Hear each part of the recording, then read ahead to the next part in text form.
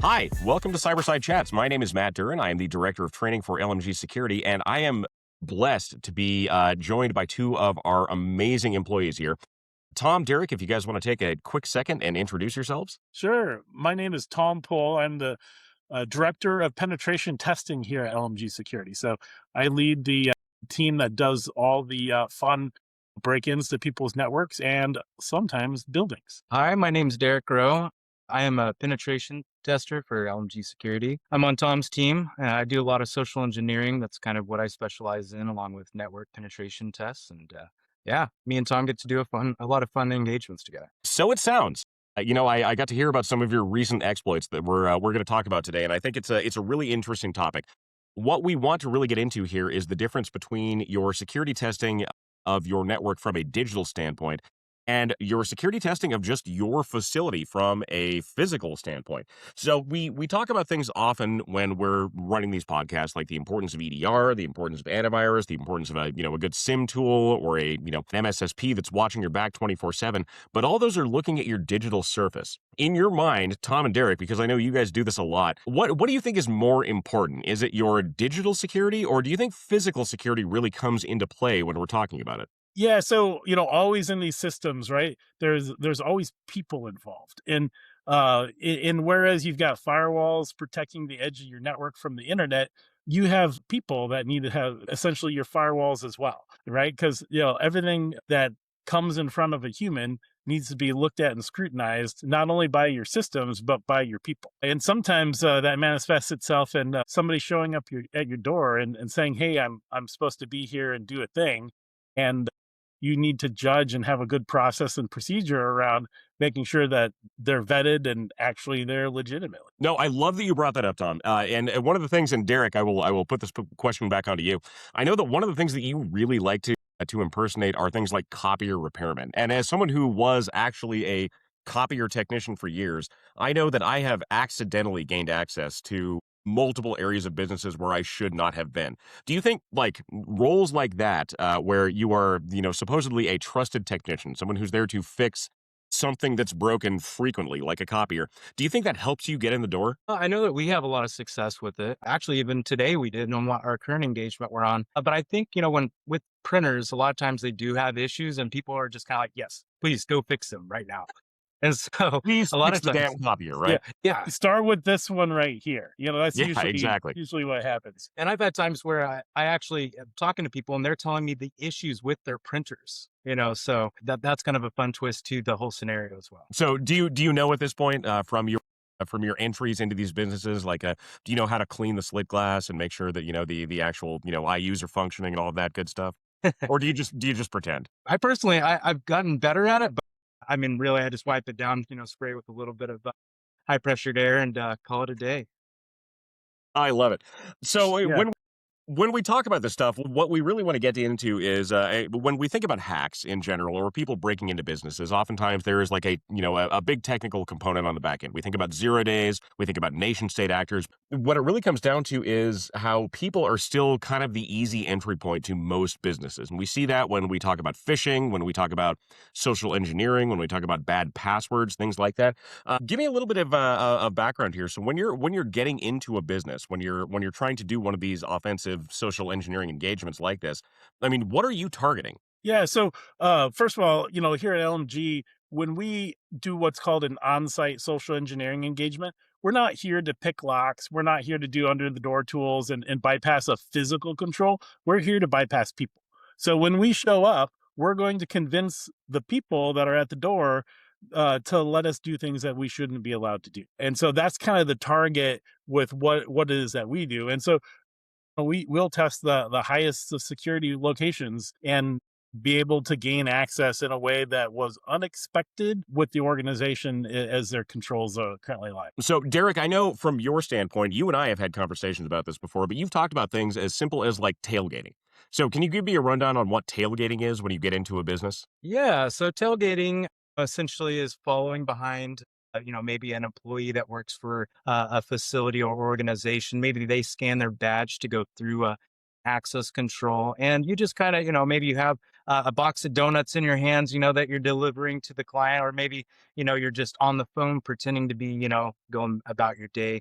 A lot of times people will see that, and because they're helpful and, courteous, we are able to exploit upon that, kind of drilling down to the point that, people are the biggest weakness whenever it comes to the that angle of cybersecurity. Right. No, I totally get that. Tom, you look like you've got something to add to this. Like, go Well, for it. sometimes a smile and the confidence that you're supposed to be there is all it takes, right? Right. Today we were inside an organization that I told them I was with a particular printer company. I didn't provide any evidence. I didn't have a local contact. All I had was the main phone number of the organization and maybe even an email address that was generic. And I said, yeah, they told me, they told me I'm supposed to go to this one floor. The copier is like by a pillar or something. I'm just guessing all of this. And the guy's like looks at me. And meanwhile, another vendor walks out and I kind of watch the process. They gives them a badge. And I was able to convince the security guy, like, this is all I got, man. But they said it'd be real easy.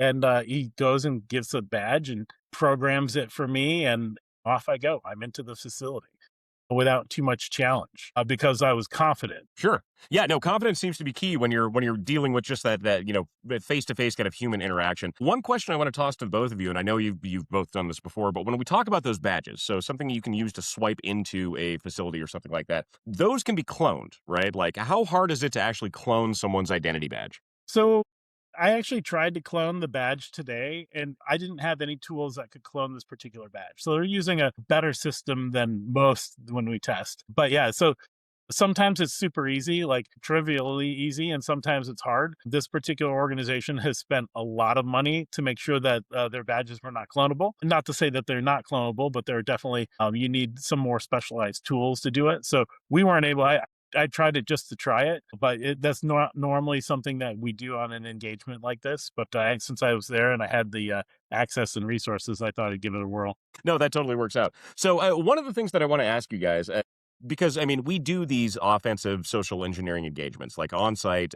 Try to get into the business, whether it is going in through an unlocked door, tailgating in behind someone. What kind of access does physical access get you to a network, like the people you were testing today? I mean, at sometimes and most times it comes down to network compromise. That's usually what we're, during different engagements with LMG, we have red team engagements, which are a little different than the on-site. But in a real world attack, if somebody's able to gain physical access into the facility, really they have unlimited amount of different avenues to go down to exploit on the network. Yeah, I can tell you, generally when you get inside an organization, you can find some place to gain access to their network. And once you're on their network from the inside, from the trusted side of their network, you generally have a lot more access than you do from the outside, right? So there's less firewalls, there's less controls in place that keep you from being able to get to resources once you're physically on site inside an organization. And that's absolutely like every single time. Even in the most secure of organizations, once you're inside, there's a level of trust there because of your physical proximity that they provide because of that. For our previous engagement that we were on, we had unlocked workstations. So if there's an unlocked workstation that an attacker is able to, gain access to, that's when you can start introducing business email compromise, creating reverse shells back to any kind of attack infrastructure. So it really can multiply quick. So, Derek, I know when I've talked to you about your social engineering engagements, you've often brought up the term rubber ducky to me, and I want to bring that one up here because I don't think a lot of people know what that actually is. So, is it actually a rubber ducky like attached to a USB stick, or can you tell me what that is? Yeah, no, it's a USB stick that we plug in that, it'll automate different code that we want to execute. Oftentimes, what we'd use it for is to do a callback or reverse shell back to our L. But Derek, everyone doesn't trust USB devices anymore, right? Right. How do you get around that? For that specific thing, it shows up like a keyboard. yeah. So it And acts as a peripheral device essentially. yeah, it's not actually a storage device. It's actually you plug it in, and it's like there's no security around keyboards. And so when you plug it in, it looks like a keyboard that can just type really fast. So yeah, for those that are not familiar, what they're referring to is called an HID, or a human interface device, and that includes things like keyboards, a mouse that you might plug into a computer that's wireless or something like that. And if you have a USB that's programmed to emulate that, as Tom just kind of indicated, I mean, it can plug in and just execute a long string of commands, something like a PowerShell command or something along those lines. So Derek, again, I want to go back to you on this one because you talk about them all the time. I mean, how frequently are you actually able to get these things into people's networks? Anytime I can get physical access, I would say about 99.9% chance of success with it. There's not, like Tom said, there's not a lot of controls for that when it comes to securities. Again, going back to the physical access being huge. I love it. Tom, I want to go back to you on this one. So when we're talking about getting into a business, I mean, you've got that golden smile. Like, you walk in the door, you've got that like little grin you give people, and they just trust you at that point. Do you feel like that's a big part of getting into businesses? Absolutely. Yeah, that and just having the confidence and you're supposed to be there, right? Like, this is my job, and I'm from the Midwest, so Midwesterners like to trust people. And so there's definitely there's an aspect of that. It's like, and you have to dress the part, right? Like, I didn't come in dressed in a t-shirt and cut off pants or anything, right? I'm dressed like I'm a professional. I dress the part, I look the part, I act the part, and then I give them a good smile. And they're like, yeah, you know what? I trust this guy. I think he's trustworthy. And that's where their fatal flaw occurs. No, I love that. And the outfit tends to make a difference. I remember when I was actually a copier technician, I mean, it was slacks and a polo shirt. So, Tom, Derek, I mean, both of you at this point, because I know you've both done this. I mean, is that kind of the outfit to break your way into a building? Is just something that's like, casually professional, but like doesn't look too formally? Exactly. That's what I wore today. I wore a black polo and some khaki pants. Yeah. Yeah. So And then I had a Derek, lanyard that matched the company that I said I was with, but I think he didn't even perfect. look. No, you were He you didn't were look. getting me to my next point here, And I had a and Derek, I clipboard wanted to with a bring this work up to you. order. Like, yeah, Yeah. So work orders, things like a company badge or anything like that. yeah. Derek, I know I've seen these hanging in your office before, and I think they're amazing. But like, how hard is it to actually mimic an organization's like official badging or something like that? Oh yeah, my badges are my trophies. It's not hard. Two different, avenues that you can go with that. Sometimes I'll do some OSINT, to kind of see what that organization's logo might look like, for the printer maintenance company.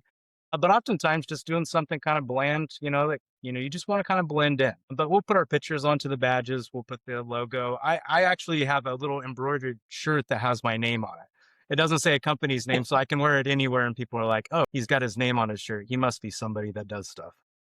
So, an acronym that Derek threw out there really quick, OSINT, OSINT, that means open source intelligence gathering. And realistically, what that means for those that are not familiar with it is he's going to Google whatever company he is impersonating at that point in time, and their logo and most of their information is probably going to be readily available. Derek, would you agree on that? Is it hard to get that information? No, it isn't at all. There's in fact, anybody listening to this should just Google their name just to see what pops up. Digital footprints, they're probably Well, more than a lot of people think. Derek's also being modest. Sometimes with some of these organizations, he'll find the company that makes the badges for the organization and order the badges for that organization from the company that makes it for the company we're breaking into.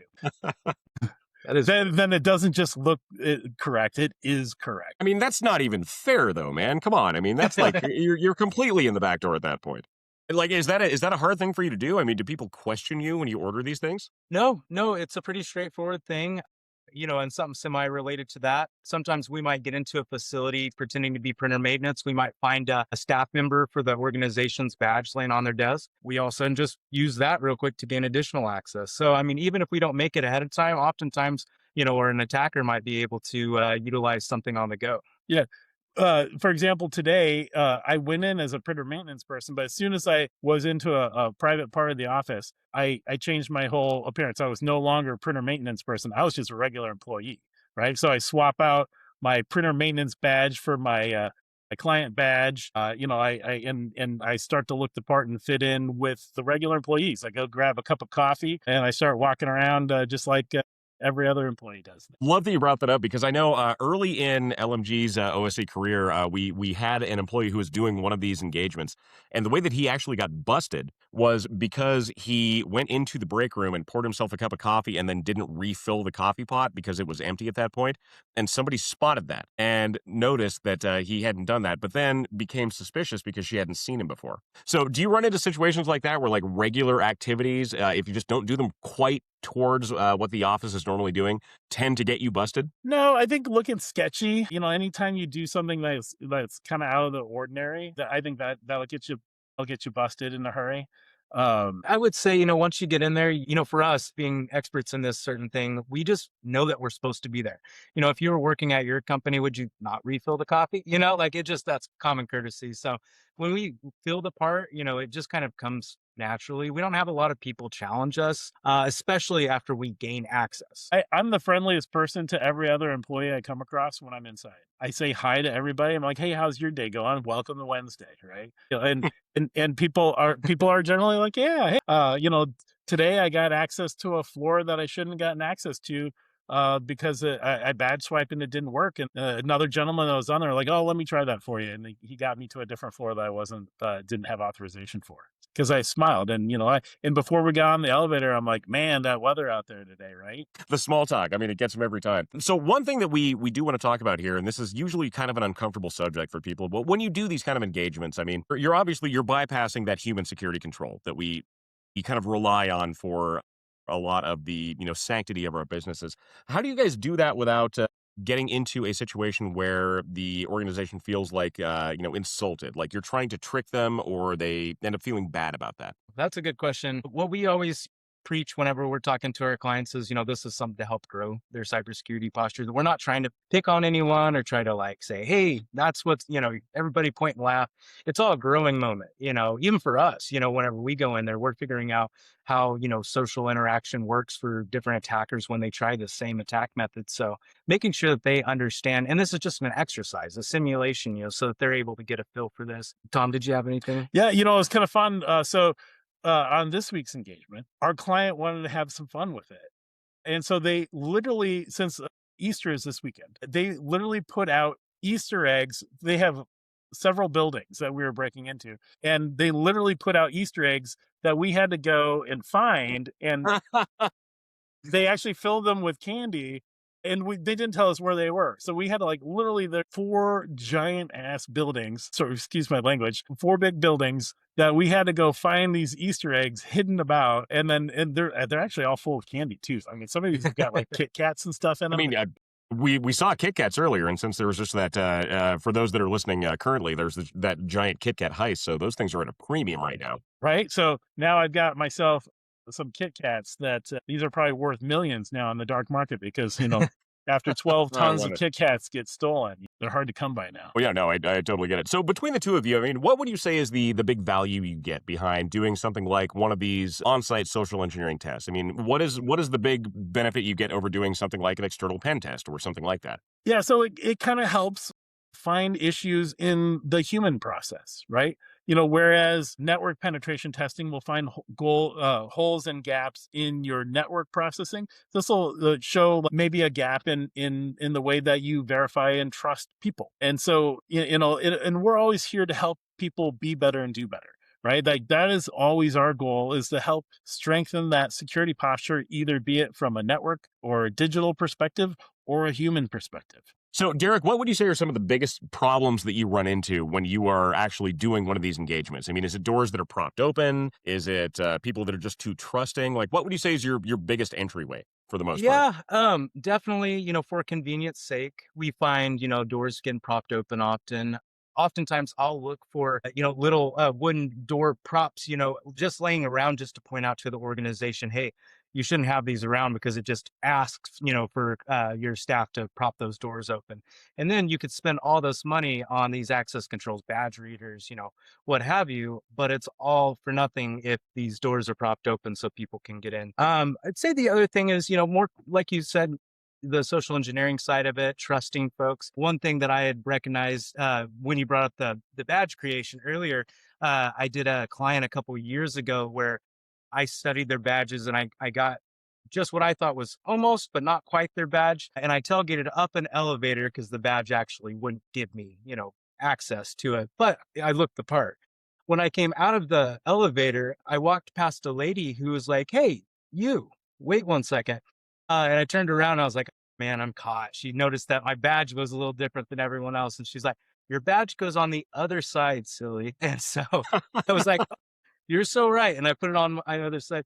come to find out that lady was one of the ladies that helped create those badges as well. So I think I did a little bit better than I thought I did when coming to create that badge. So going back to your question, a lot of times, just the level of helpfulness, especially in certain industries where the staff are trained to be helpful, a lot of times that hurts them in the long run when it comes from a security standpoint. I love it. So from your point of view, I mean, what is the most consistent way that, I mean, both of you, because you both do this, what's the most consistent way that you find you're able to walk through the door? We usually will kind of look at it from, what size and, what would make the most sense. But I've had a lot of different success with tailgating, just pretending like what Tom said earlier, having that confidence of just walking through. And at that point, you don't have to pretend to be like a printer maintenance guy, and you don't have to even put that up for chance. You're just able to walk in. So that, for me personally, I've had the most success. Well, I mean, my favorite was one time we intentionally went to the wrong door. So there's a one client where there's a guest door and there's an employee door, and we were coming as printer repair people, and I'm like, let's go to the wrong door. And I went there, and she, it was all glass, so like the receptionist buzzed us in, and meanwhile, while we're walking in there, she's bitching at us because we're using the wrong door. We needed to use the other door. But while she's doing that, she's already handing me a lanyard for the facility without even asking why I'm there. Just she was more concerned about the fact that I used the wrong door rather than I'm the wrong person, right? Like I'm Right. not So supposed to she's do that. upset because, the dumbass repairman went to the wrong door, but Yeah, here, let's not get him in questioning anyway. whether or But not this is yeah, a valid repairman. Yeah. God, I love that. All right, perfect. All right, guys. Well, I mean, thank you so much for joining the podcast today. I really do appreciate it. Should we jump into our top takeaways here? Do we want to go through some of those? Yeah, sure. So I'll go ahead and read them off because I've got them all here right in front of me. But I'd love to hear your takes on these. But one of the ones that pops up top of the list is that, and this happens with phishing campaigns. It happens with physical access, everything else that has to do with gaining illicit access into a business. But attackers will often target people first and not your systems. Do you agree with that point? Absolutely. Often this is the first way in, even from a network perspective, they'll send you a phishing link, right?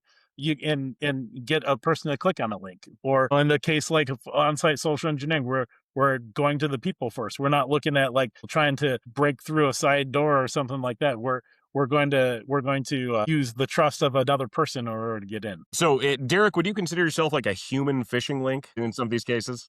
That's a actually good way to put it. Yeah, but just like Tom said, low hanging fruit. That's what attackers go after. Obviously, if we're watching people actively tailgate, coming in from their lunch break, like just people that work for the actual company, then we see right there a weakness that is immediately that hey, I can exploit upon that. You don't always get that with networks.